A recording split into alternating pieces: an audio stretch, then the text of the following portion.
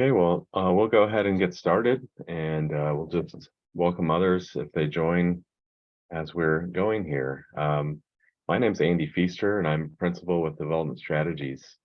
And we were hired to work with the city of Edmond on this housing needs assessment. I'm joined by my great team, including Jenny Connolly-Bowen, Justin Carney, Kat Kazmierzak, and Olivia Borland. I'm going to provide a brief introduction about this project, and my colleagues will present different aspects of the study. We're also joined by some of the city team, including Christy Batterson, who is the project manager for this project, and housing and community development manager. So I want to start on the next slide by talking about the goals of this open house. At a high level, this event is intended to be informational, and we want to answer questions you have about the study and what comes next. We're going to talk about the purpose of the study. We're going to summarize some of our key findings and discuss the recommendations we have for the city to address some of the housing challenges and opportunities we identified. And we want to answer your questions, especially to clarify the data or recommendations. And we ask that you please type those in the Q&A feature of this webinar. You can type them throughout the presentation so that you don't forget, like I would, and you or as questions come up when we discuss things later. Justin will monitor that channel throughout. I also want to mention that this presentation is only a summary of all the work that we've done. There is an enormous amount of data and analysis and case studies and other information behind what you'll see today. And the report, we're working on the report right now, and it will be wrapped up in a few weeks, and will be kind of made public this summer. So there'll be a lot more detail, and that is coming. And so housing, why are we talking about housing? One of the philosophies we have when we help cities think about housing challenges and potential solutions to address those challenges is that housing impacts everything. It impacts all aspects of a community.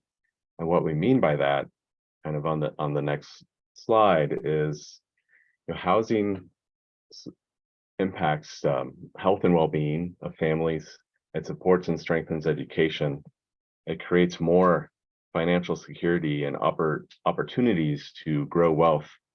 It helps build and drive the economy. And a little bit more detail about those. There's a lot of studies that show that quality housing reduces emergency visits for asthma, which helps reduce kind of medical bills for families, helps children stay in school more. It strengthens education because kids don't have to move as much if they have secure housing and so forth. And schools perform better when there's less turnover in the classroom. Financial security, when a home is secure and attainable and reasonably affordable, families and households can start to work toward other goals, whether it's saving to purchase a home, whether it's having a more reliable vehicle, whether it's getting more education or training to pursue a better paying job. And it also builds the economy. Housing development in and of itself is a major economic contributor to a city. But it also, having the right housing types and housing stock, price points and housing types is really important to attracting talent to a community, to keeping nurses and frontline workers in a community, and the overall economic competitiveness, so the economy and small and large businesses can continue to grow. Next, please. And so why a housing assessment? Why have we been working with the city since November? So I guess that's almost 8 months now. Well, city leadership recognized over the last few years that attainable housing and affordable housing for a lot of Edmond residents was becoming a lot more challenging. And really, wanted to be able to answer the question of what housing does Edmond really need to meet the needs as it continues to grow. And so our charge in this study is to provide a data-driven assessment of the housing stock. What are the conditions today? What exists? What are the price points? What's vacancy? What are rents? What types of housing are being built and what's not being built? And then kind of move to quantify housing demand. What is the demand for all types of housing at all price points across the city? So it's not just one segment of the market, it's a total picture of the whole market. And engage the community about your housing experiences. What are policy options for the city to help get the right housing in the community to promote sustainable growth and create priorities for the future, and then create a strategy that's tailored to meet these unique needs. And one of the things that's happening in Edmond is the population is changing a bit. Currently, the age distribution in Edmond is not that different from Oklahoma, from the Oklahoma City region, and from the US. But through conversations and some projections, there's some trends that are changing. The lighter blue here shows age groups that are projected to decline over the next 5 years. And from what we heard, a big reason for this is because of the lack of attainable housing for these groups. And you can see that it's school-aged children, it's college-aged or young adults, it's the early workforce, and it's empty nesters. And we heard all of this in conversations and in the surveys we did. And it's really important to have housing for these groups because young professionals and young families are kind of the future leaders of the community. They're starting to think about putting down roots or starting businesses or many of those other things that are important today, but also 10 years from today in the Edmond of the future. Empty nesters, there's a lot of households who want to stay in Edmond, but don't necessarily want the large house anymore, or want a maintenance-free situation, or may want to rent so they can travel, go see the grandkids, etc. And those options are lacking today, let alone options for service and frontline workers. And so Kat now is going to talk through some of the other key trends we saw. Thank you, Andy. So kind of getting away from people and population and what's going on there, looking at Edmond's economy, it's been growing faster than the Oklahoma City region, the state, and even the country, which is really great. It means that people want to come here, jobs want to set up shop, and there are going to be opportunities. With this, that also means that job opportunities are going to continue growing into the future. So what this looks like is roughly 27% of those new jobs that will come are unfortunately going to pay less than $40,000 a year, meaning that rents are going to have to be less than $1,000.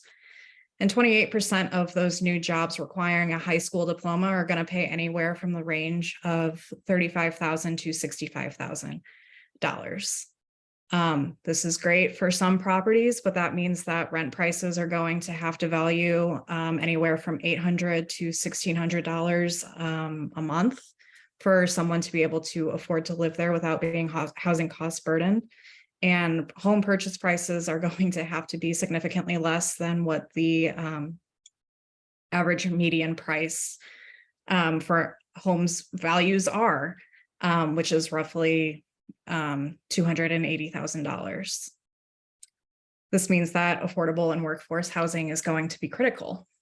So thinking about the renters, you jumped ahead of me, Jenny. In order to afford a 2-bedroom, safe, decent, quality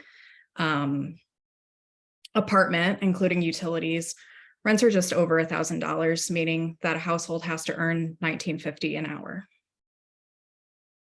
When we look at Edmond's rental properties, if you can go to next, thank you, Jenny. We classify these on like their class A, B, and C properties, meaning new construction to older construction. The newest construction likely is more upgraded and isn't in need of significant repairs or upgrades, whereas Class C maybe has more need for repair. Looking at this across Edmond, over 2/3, upwards of a half of renters in Edmond cannot afford these prices. And looking at the broader Oklahoma City region, it gets even worse. Unfortunately, jobs are not paying a wage that is sufficient to be able to support a renter household. As we can see, housing permits that have been approved since the recession have been primarily single-family development. Pre-2008, there has also been a significant amount of multifamily that was developed, and that's since dropped off over the last decade. And when we look at those numbers, about 95% of all the building permits that have been approved have been for single-family homes. This has led to the current condition in Edmond, where the majority of the homes that exist and are available when they're available are single family homes, and there's not enough rental properties. This doesn't align with the same mix that we find across the country or even in the state of Oklahoma. And because of this, there could be long-term implications for the city of Edmond. While this graphic may seem like a lot of information, and it is, there are two main key takeaways from this, which is that rental units and for sale units are going to be important to support the projected demand that we are anticipating using the findings of this study. So in the light blue, that is indicative of the rental units that are going to be needed, and these are going to be suited more for the low income to moderate income households. And for sale units, while they're going to be important for the high income earners as well, moderate income and low income earners are going to be seeking to exit the rental market and enter into the owner market in Edmond. So with that being said, all this information collectively means that in order to meet the demand needs, about 8,900 homes are going to be needed to be developed in the next 10 years, both for renters and for owner occupancy, and a change is going to be needed from everyone involved. With that, I believe I'm passing it off to Jenny. Yes, thank you, Kat. So good to be here with all of you today. I'm going to spend a few minutes talking about the process of the assessment and some of our key findings. So beyond the findings that you've heard already. So first of all, there's a lot of words on this slide. We went from a very detailed chart to a very detailed, another detailed chart with lots of words. So don't feel like you have to take them all in. But the upshot here is that this assessment went through a 5-step, very methodical process. So you can see all the stages outlined on this slide.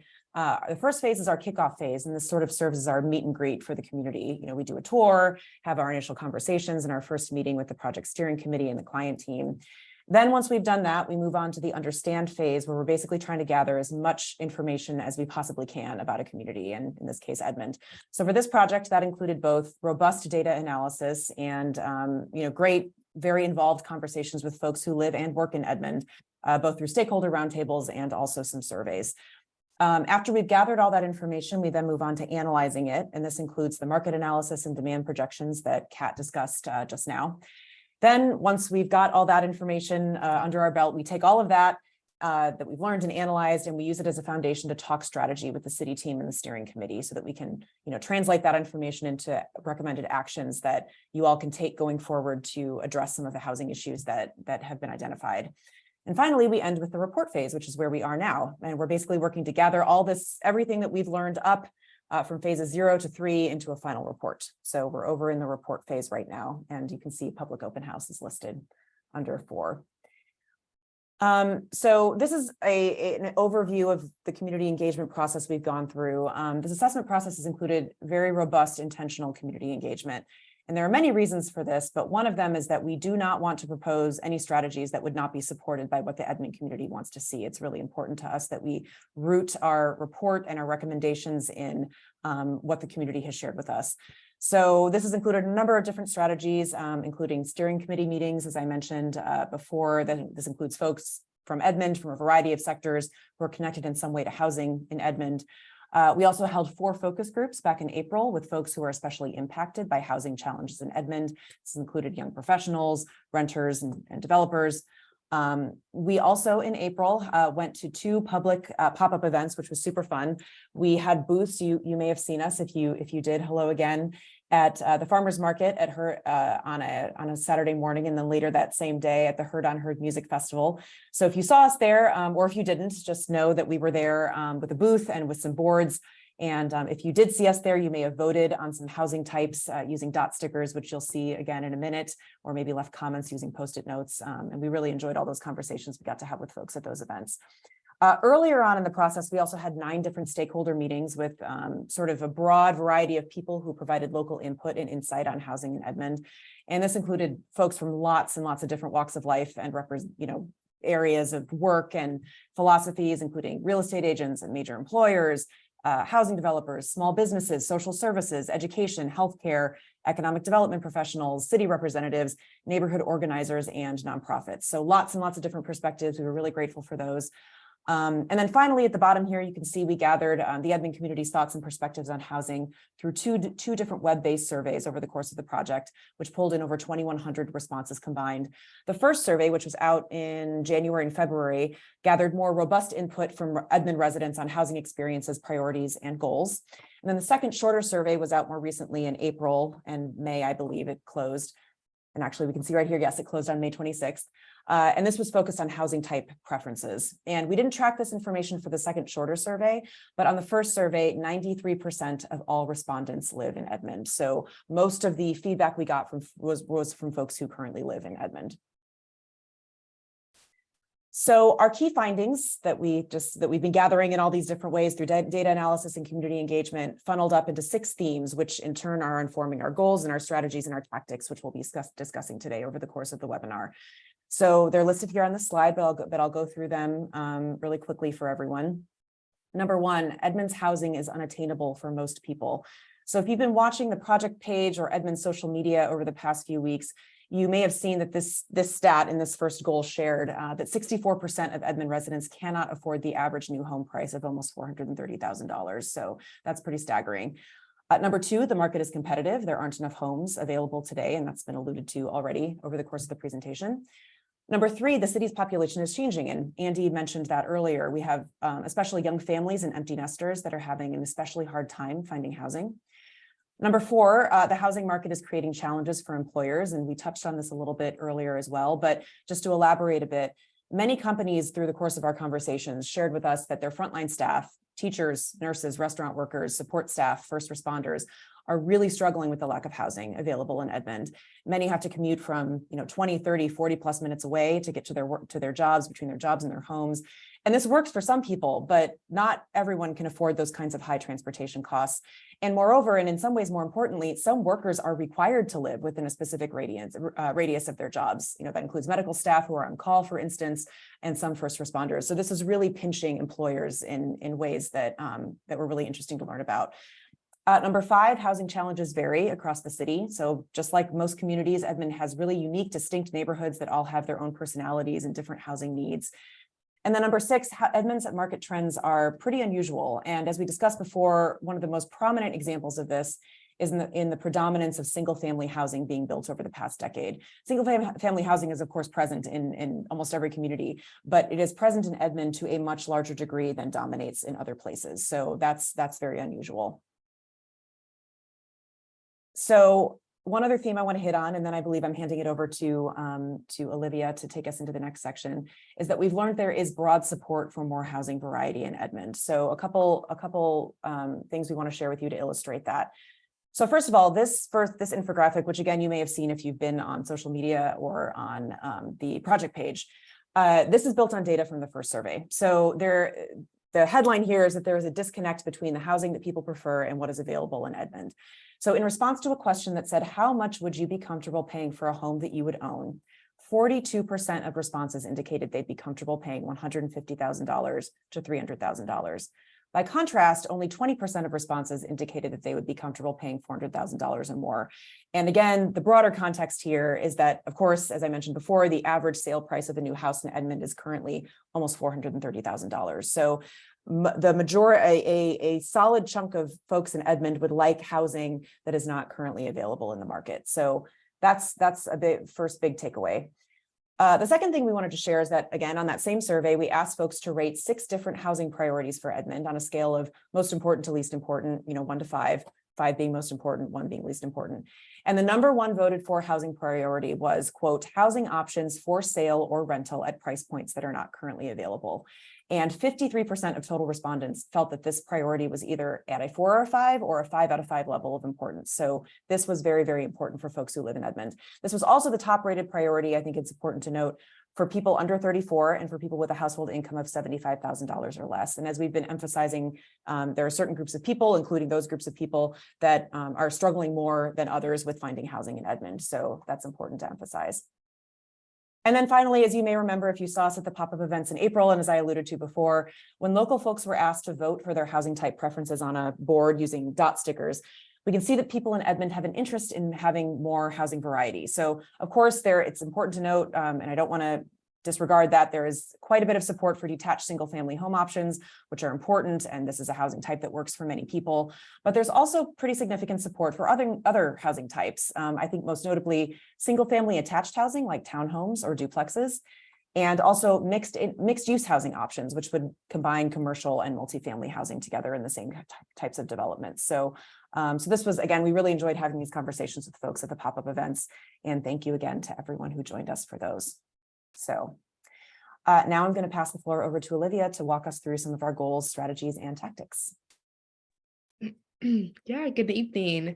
So yeah, like Jenny said, I'm going to go over the goals, strategies, and tactics. Next slide, Jenny, thank you. As we think about a housing strategy for Edmond, it's important to take into consideration that the city has tools, incentives, and programs in place, and to also consider how these could be expanded or supported by new efforts. It's also important to remember that housing is intrinsically linked to other areas of our community, and that program investments in neighborhood revitalization and infrastructure can have a direct impact on the city's ability to provide quality and safe, attainable housing. And then lastly, investments in equity and economic development initiatives can complement housing production efforts and help link households with much needed attainable housing. And so based on the analysis and community input discussed throughout the process, the steering committee and the planning team established 6 goals for the based out of this process. And so these goals really help to tell the story of why Edmond needs a housing strategy and to provide a starting point for creating the strategic framework. So these goals are to increase the housing supply and to do so by expanding support for all types of new construction, including multifamily. And it's not just about new construction, but also improving conditions of the older housing stock as well, and to also preserve the affordability of that housing stock. And then we're not just focusing on housing stock, but also on the people that are in most need of housing in Edmond. And so we need attainable options for young families and moderate income households, as well as options for seniors who want to remain in Edmond as they age. And so the goals are kind of the why. And so the strategies outlined on this slide are going to be kind of how we are going to accomplish these goals. And so there's 4 key strategies that have been created to do this. So the first is to reduce barriers to expand production of all housing types. Secondly, to diversify the types and price points of housing. Next, to facilitate the improvement of older housing stock condition while also preserving the affordability. And then finally, support employers, economy, and workers through workforce housing. And so I'm going to start by detailing a little bit more the first strategy of reducing barriers to expanding production. And so on this slide, you'll see that there are a number of tactics that can be taken to help meet this strategy. And so really like kind of a big picture look of what this strategy entails is leveraging funding tools, programs, and assets that the city already has to support housing goals and possibly expanding those or looking at other ways to use them to the advantage of the goals. Additionally, it involves the city streamlining processes like the development review and approval process, and also updating the zoning code, which is an effort already underway that can make a huge difference in the development process. And the final kind of tactic is kind of about thinking about what potential partnerships can the city develop to really support the people that we're talking about that need help attaining affordable housing and hopefully even homeownership. So that could be credit counseling, loan programs, other options as well. And so I am going to pass it off to Kat, I believe, to kind of outline the next strategy. Yeah, thank you. And now that I've caught my breath, so the second strategy is about diversifying the types and price points of housing, as Olivia just brought up, and reiterating Jenny's point from earlier is that 64% of households in Edmond cannot afford the average new home purchase price. One person so kindly even left a comment saying that in their adventure of trying to move into home ownership and no longer be a renter, they've been outbid either by investors or other buyers every time that they've tried to put in an offer for something that they could afford, meaning that the increasing prices of homes in Edmond are just simply becoming unattainable.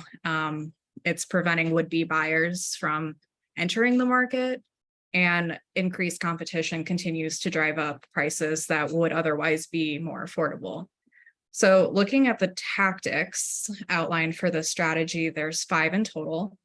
And what these are aiming to do is to prevent the same development from being built continuously, as well as find ways to help encourage more housing development by promoting Edmond's market, which sounds a little funny, but the strategy really is focused on encouraging development of more missing middle housing. And what that typically means is that housing that's just not commonly found. These options can include duplex, triplex, townhomes, condominium developments, and as was stated earlier, provide different options for people in different stages of their lives. These developments could then be used for both rental and purchase options for residents and offer, the variety of benefits of owning a single family home or living in a traditional apartment or anything in between.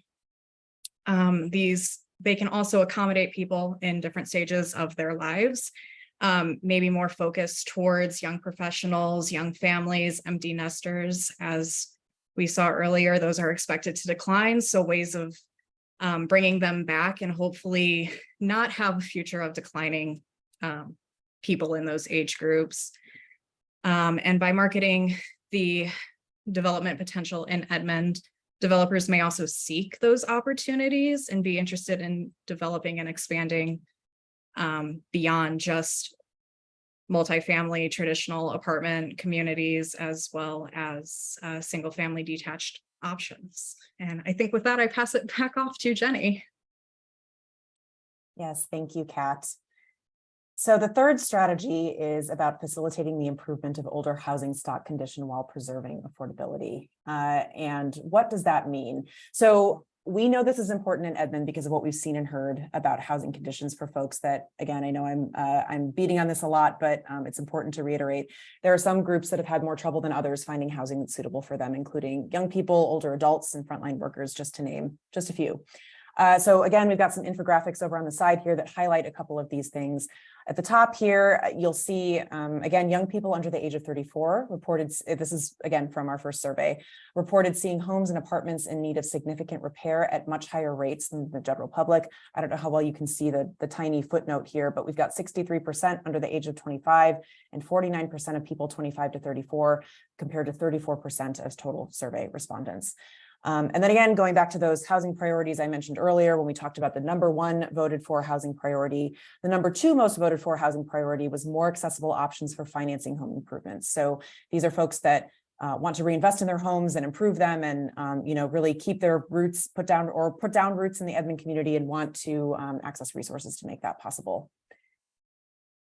So here are the tactics that this strategy entails, and they're really about making sure that we're investing in what we already have in Edmond, and that includes both housing stock and people. So we're going to be looking at expanding Edmond builds to include exploration of protections for existing residents in neighborhoods targeted for revitalization. And the operative term when you're talking about preventing displacement is, of course, prevention. It's important to have tools and policies in place before displacement becomes an issue, because by the time it does, it's too late. We've got some policies in here about reinvesting specifically in homes, and that includes supporting homeowner renovations and weatherization, and creating and funding new housing programs to encourage reinvestment in older rental properties while maintaining attainable rents. Some of you may have heard of what's called out in the ecosystem naturally occurring affordable housing. And these properties are buildings that they're often older. They've maybe been owned by the same person for an extended period of time. They may not have a mortgage, and they may be located in maybe less popular neighborhoods. And all these things combine to make them naturally affordable, as in people can live in them, or they have affordable rents without subsidy being applied. So the goal of this tactic is to ensure that these properties are made safe and habitable for especially low and moderate income renters, without defaulting to expensive renovations that might displace them, or defaulting to projects that need subsidy that are often much more difficult to get done, projects that need specific resources from the government. We also have some tactics for the city about adopting a more proactive approach to code enforcement of problem properties.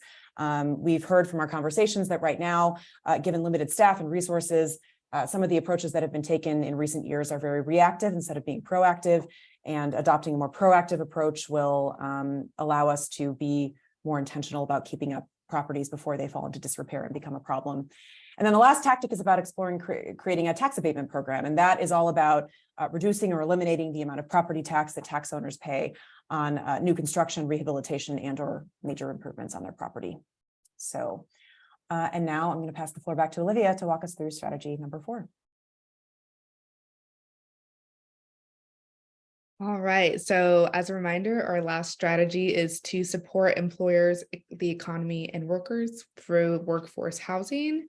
If you look at that quote on the right, someone talked about teachers and first responders should be having access to affordable housing, as this is a problem in the community where those professions are having to work multiple jobs. And so really this issue and idea of the people that work in the community being able to live there is a real barrier in Edmond. And going back to that number we discussed earlier in the presentation, one has to make $19.50 an hour to be able to afford the average fair market rent apartment, 2-bedroom apartment home in Edmond. So yeah, this kind of just gives a snapshot of how housing can really impact the employment and business happening in the community.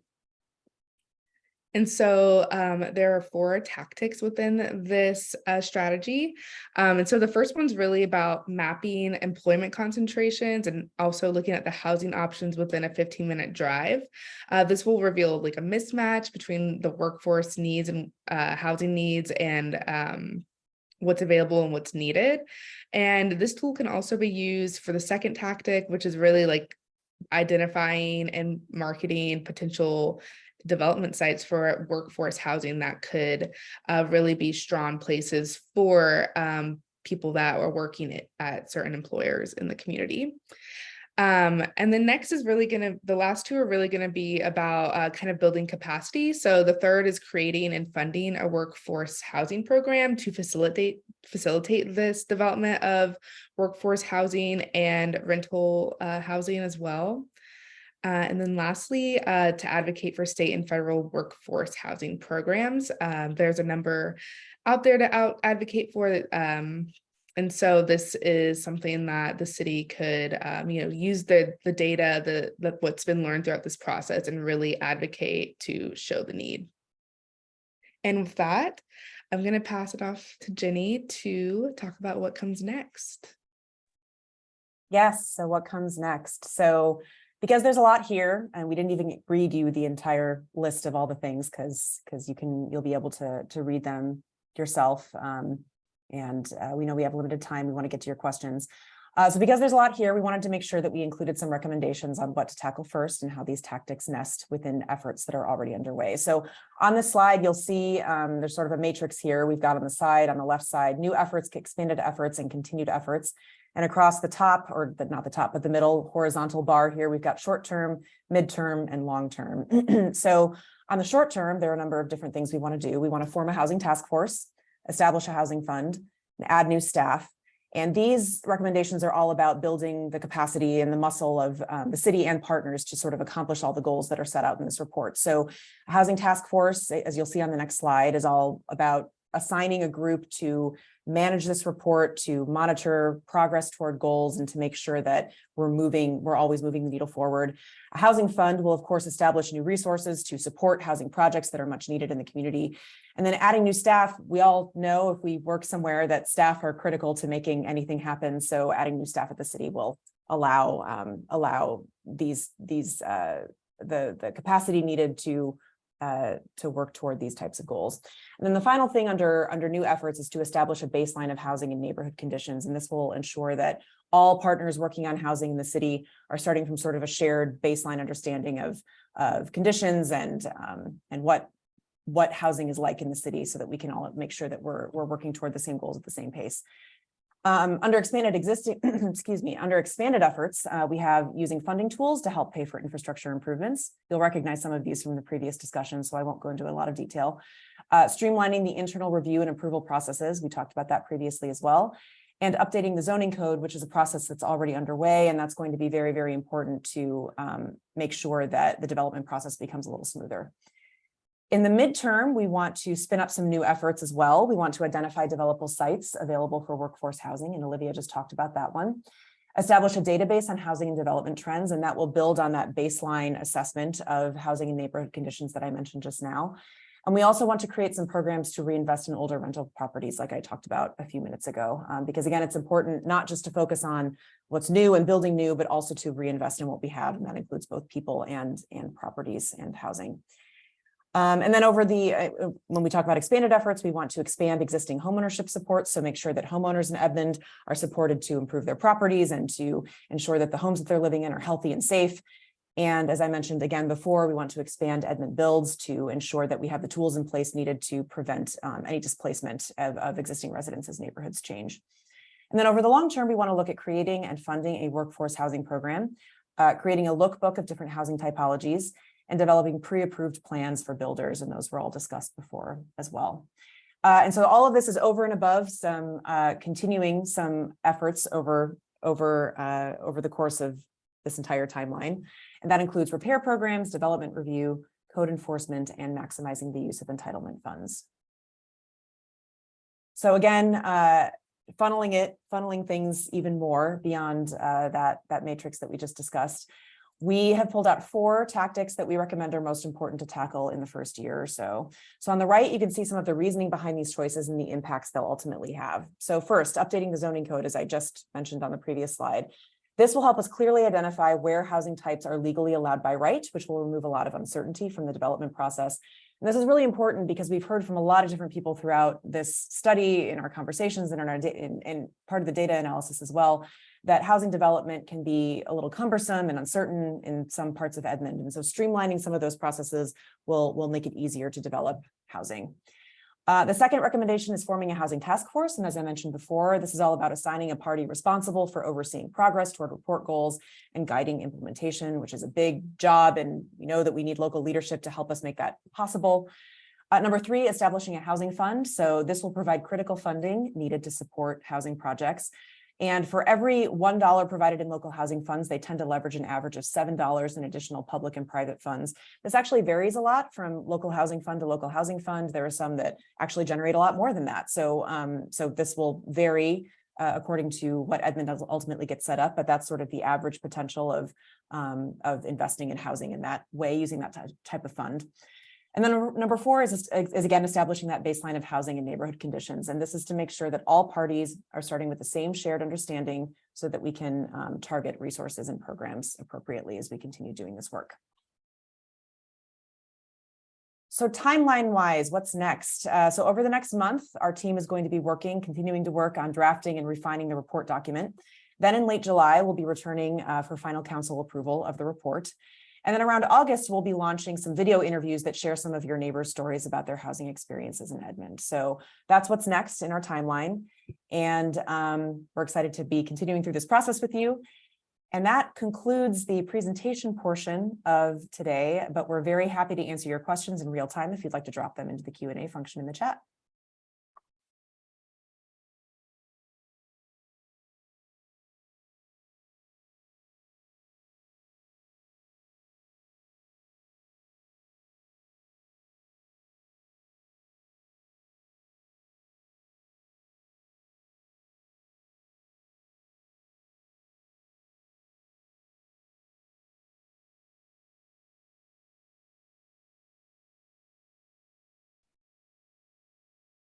I know we presented a lot of information, and there's definitely a lot more behind all of this. But we're happy to answer any clarifying questions or other items.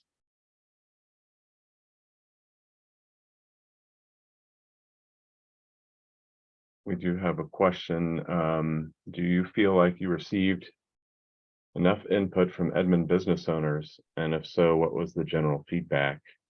I will say, to start answering that question, we had on our steering committee representatives from the school district and chamber. We also had one of the franchisee owners for local McDonald's. And they provided a lot of input throughout the process on their challenges and retaining and attracting staff. I mean, there's a regional competition for workers, at all levels, and it's becoming harder for those specific entities to keep service and some of the moderately paid staff because there's other school districts, there's other restaurants that could be closer to people's homes.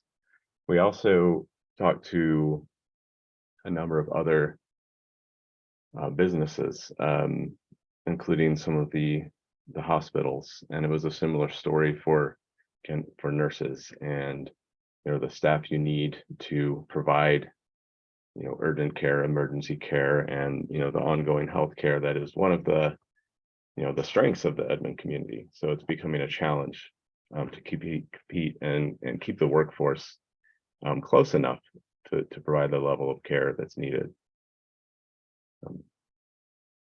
Jenny, can you think of other feedback? I think that was a great summary. Since you just mentioned healthcare organizations, I remember one conversation we had in particular with a representative of a healthcare organization talking about how they're struggling, specifically in recent months, and the pandemic has contributed to this, obviously, but as they lose the ability to retain normal is maybe not the right word, but full-time staff, as they lose those staff members, they are forced to default to contingent labor, traveling nurses, things like that, and that's inherently more expensive. And as healthcare organizations sort of rack these costs up, that ultimately has an impact on services. And so just like any business, there are cost centers and income, profit centers that a healthcare organization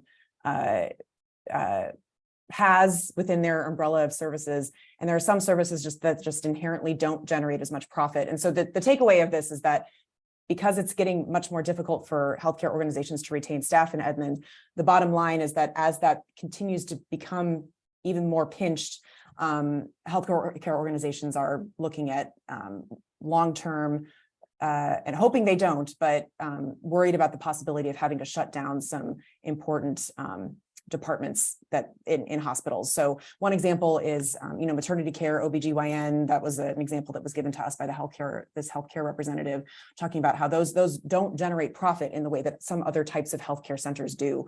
And so that's an important thing to think about.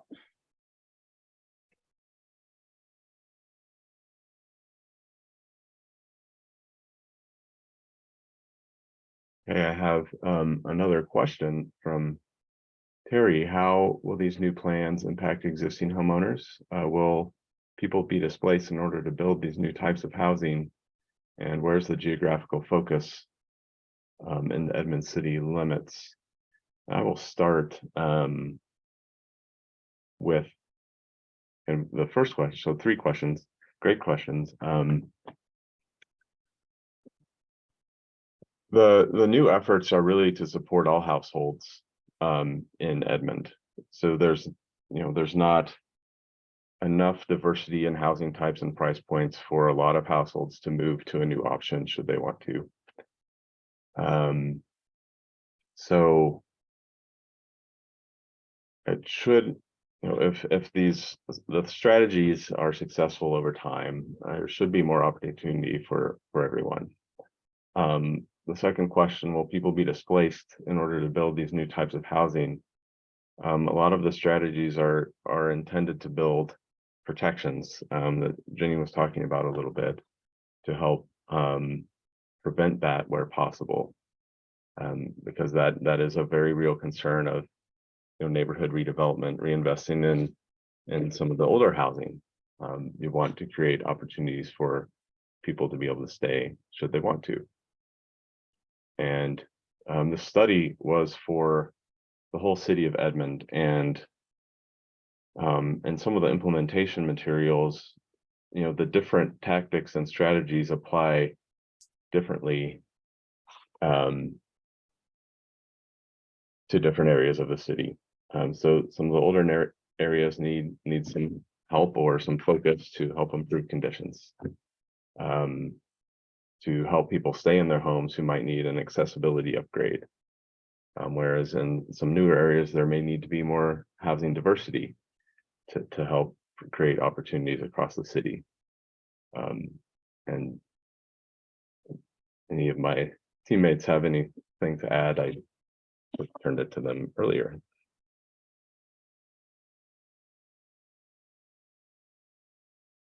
Yeah, just to echo that a little bit, there are a number of different strategies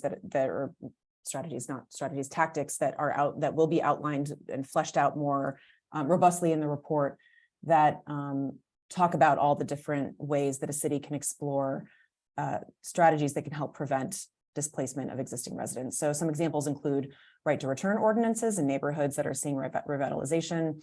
Those prioritize long-term residents and accessing affordable housing. Some cities have explored property tax freezes, and these cap the amount of property tax that homeowners can pay based on a share of income, and there are a number of different ways that can be implemented. There are real estate tax assistance programs that can help prevent tax foreclosure due to unpaid real estate taxes. This is especially appropriate for places where investment is leading to rising property taxes, and folks that have lived there a long time maybe are having trouble affording to stay.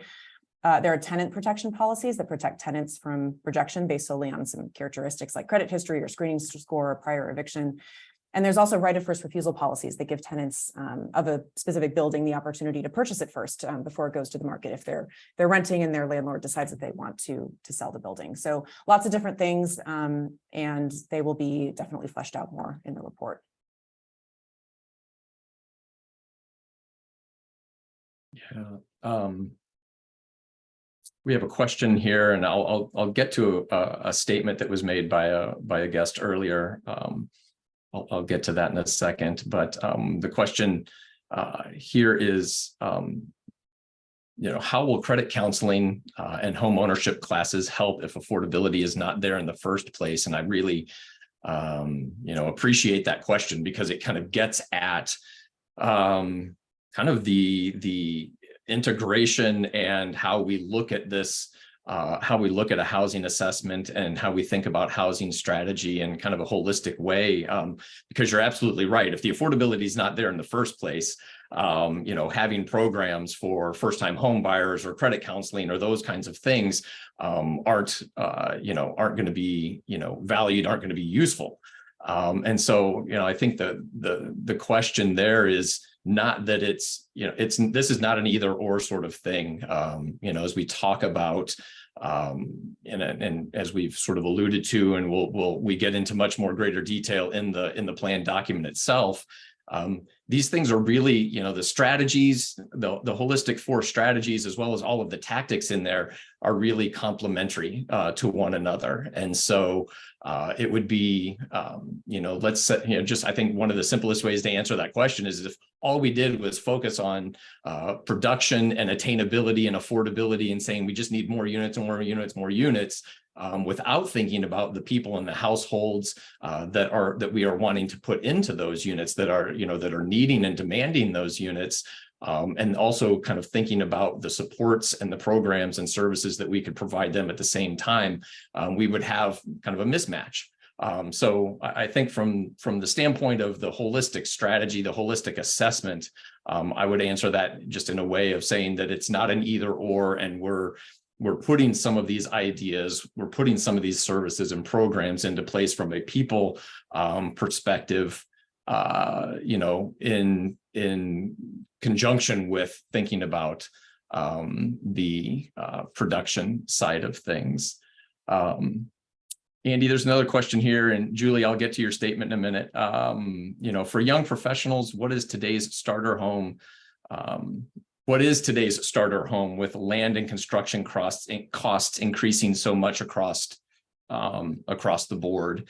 And I think we've talked about kind of what does that starter home look like, and diversifying that idea of a starter home. If you want to say maybe a little bit more about that. Well, there's kind of there's 2 sides to that. There's what would be a great price point to hit for starter homes, and that would be in the mid $200,000 range, or $200,000 to $300,000. In Edmond, that is really, really difficult to produce. We are seeing some attached homes in the upper 200s, and that's been like the most successful thing to date. So on the demand side, the number is lower than what can be produced today, and that's been impacted a bit by the rapid increase in interest rates. Affordability was a lot better 15 months ago. So there is some working out of the market that is happening, and people are adjusting to the higher rates, but it hasn't really helped with construction costs. One of the things we asked in the second survey was about some housing design elements that might be acceptable in the market that aren't currently produced, that could help bring the cost of development down. So some affordability by design, whether it's keeping the same number of bedrooms with less square footage, or having one less garage stall. There was general acceptance to some of those, and we'll have that information in the report. But so that won't get you from 350 to 250 in a sale price, but it can start to get closer, but keep a quality construction product.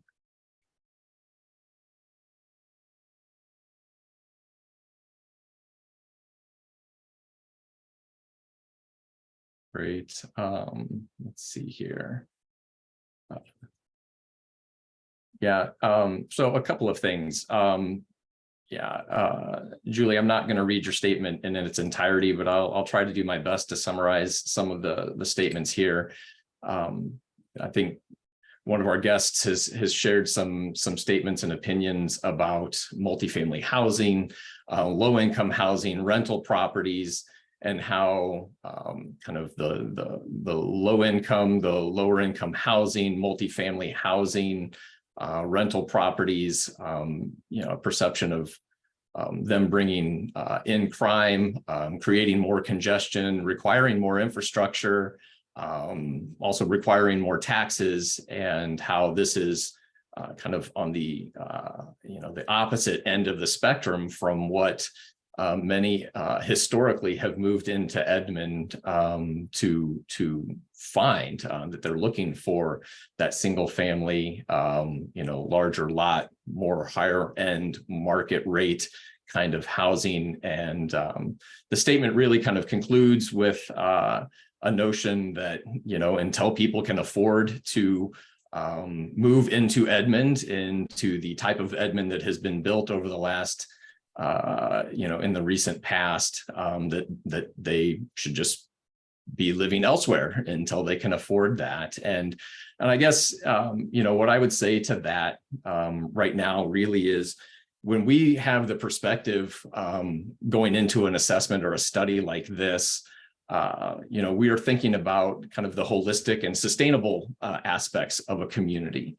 We're not proposing, and I think one of the things that we've, some of the conversations we had early on in this process with stakeholders and community members, as well as at the pop-ups, I remember having some of these conversations where, there's a perception or an idea that we're just talking about just multifamily everywhere in Edmond, and that's really not the case.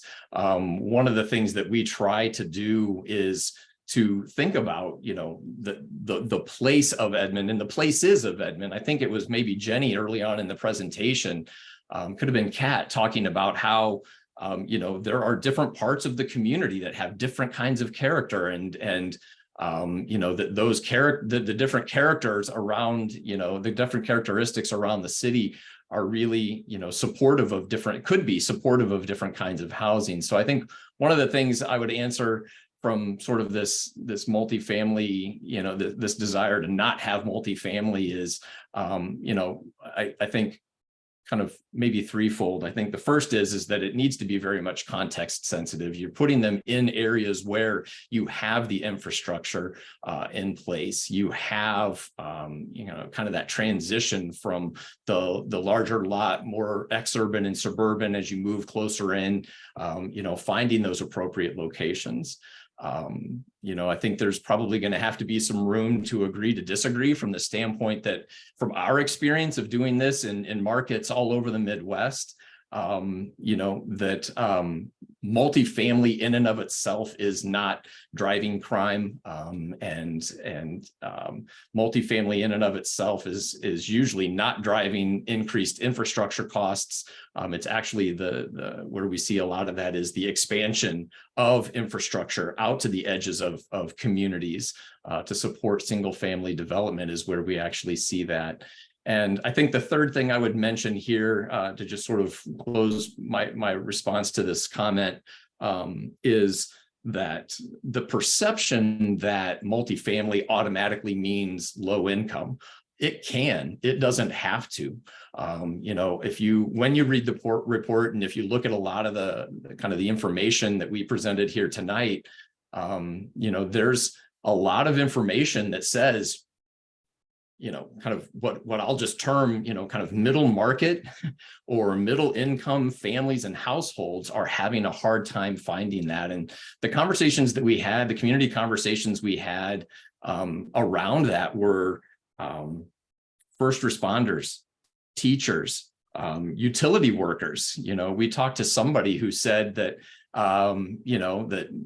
some of these professions have, I think Jenny mentioned it, on-call requirements that allow them to live within a certain distance of their service areas, and just being able to afford that kind of, to afford that house on those kinds of salaries within that kind of middle market range, workforce range, I guess we call it sometimes, is just a challenge. And so I would just also, I guess, kind of question or counter some of the statements with the fact that, yes, we are talking about truly affordable, attainable housing at one end of the spectrum for a certain group of people, but holistically and across the spectrum of affordability, we're really looking at all of it and really trying to think about the sustainability of Edmond as it continues to grow, as its economy continues to grow.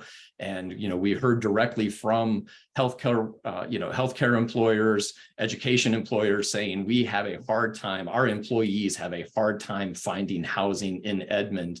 And if we really want to be just kind of a holistic and supportive and sustainable community, we need to make sure that we're providing housing for that that segment of our population. And I think that's how that I would think about it.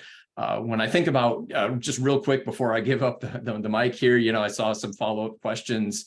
When I hear about, when I'm asked about sustainability and holistic, I mean, I think it's, let me start with the holistic. I think, it's kind of how Andy introduced this presentation today and how we think about this in a lot of ways, that housing touches, so many aspects of our community. Housing and having quality, affordable, attainable housing, impacts the health and education opportunities for our children and young professionals. When we think about housing, we're thinking about it also from the standpoint of the economics of a community. There's definitely an economic development role that housing plays, that we see in many markets, that as housing slows down, the overall community economics of the community also slow down. So being able to to maintain that in a variety of ways, I think is very important. So that's kind of what I mean by holistic, is really looking at the different ways that housing can impact a community. Also from an economic standpoint, and I just alluded to it earlier, of just hearing from employers in Edmond saying that they have a hard time with their employees being able to find housing there, can have a real impact. Because if somebody's driving into Oklahoma City, from Oklahoma City into Edmond for a job because they can't find housing, as gas prices fluctuate, as other conditions might happen, if they find that job in Oklahoma City, suddenly that employment is leaving the opportunity in Edmond, and it's going to cause employers to struggle to find quality employment. So that's the holistic side. I think on the sustainability side, we're really looking at kind of an intersection of employment, like I'm talking about, city services and infrastructure. And, if we continue to expand that out, and the costs of doing so, the costs of maintaining broader, a broader network of services and utilities, is that sustainable from a fiscal standpoint over time? It could be energy. There's a lot of different ways that we think about sustainability. And I think, one way, maybe not as common to think about sustainability, is just thinking about building community. And just, do we have a rich, vibrant community where people, of all ages, families with children, families without children, empty nesters, on to seniors, that we can, have the type of housing that can support them through those different life cycles. And also, so kind of from a community standpoint, I think of that as also a way to think about sustainability. So appreciate your comments there. I don't know if anybody else has any other questions at the moment. We'll be able to capture all of these comments. We will be sharing all of this with the city staff, with the steering committee, and be able to kind of talk about these a bit, so they won't go unnoticed. So I appreciate your comments. I don't know if anyone else has any other questions at this point. Terry asked, where can a copy of this report in its entirety be obtained? It's a great question, Terry. So we're working on the report now. When it is done, it should be available. Well, actually, we haven't fully discussed how it's going to be shared, but it will be available to the public in some way, shape, or form, probably through the Edmond website, and definitely shared on social media and all that stuff. So when it's complete, which will be within the next month or so, you will definitely have a way to access it online. And stay tuned for exactly where.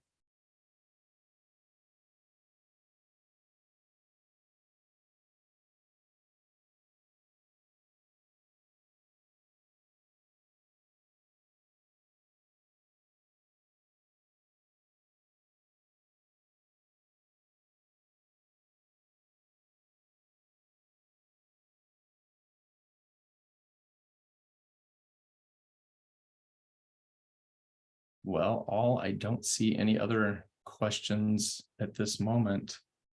We'll give it maybe just a couple more minutes. We do appreciate everyone that was able to join us online. I believe that yes, we'll have the plan document posted. I believe we're also going to post this video, and you know, I think that's the great thing about being able to do a virtual open house like this. If anybody wasn't able to attend, you know, the council workshop on Monday, or any other, you know, any of our activities or any other future opportunities, that this video will at least be, you know, saved and made available for people to watch it there, you know, watch it within the time frame that works for them.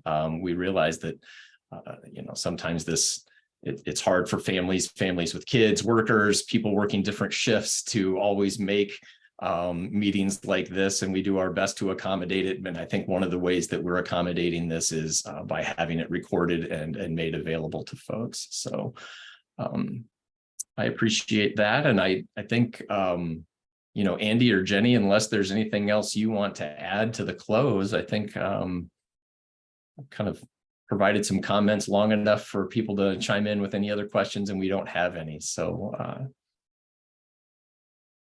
I mean, I think at a high level, this strategy is intended to help the city, not necessarily to make the development that's needed easier for the market to provide. We aren't really proposing or assuming that the city is going to be a housing developer. That's just not something that happens, and it's not the best role for the city. But the city can create policies that make it straightforward for the development community to provide the types of housing that the market is demanding, and use the programs and funding that the city has wisely to be maximally leveraged to provide more opportunities for households in Edmond.